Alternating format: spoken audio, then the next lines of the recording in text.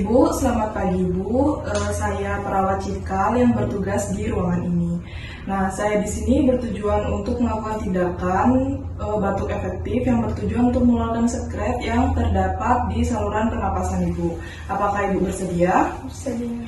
Baiklah Ibu, karena Ibu sudah bersedia, di sini Ibu dianjurkan untuk posisi duduk. Baik Bu, karena Ibu sudah bersedia, kita akan melakukan tindakannya ya Bu. Di sini Bu, saya akan menjelaskan bagaimana cara melakukannya. Jika Ibu mengerti, di sini saya akan melakukan tindakannya ya Bu. Ibu tolong perhatikan saya. Yang pertama Bu, tarik nafas, buang, tarik nafas, buang, tarik nafas, buang, batuk Bu. Baiklah Bu, kita mulai tindakannya ya Bu. 1, 2, 3. Tarik nafas, hembuskan. Tarik nafas, hembuskan. Tarik nafas, hembuskan. Batukkan Bu.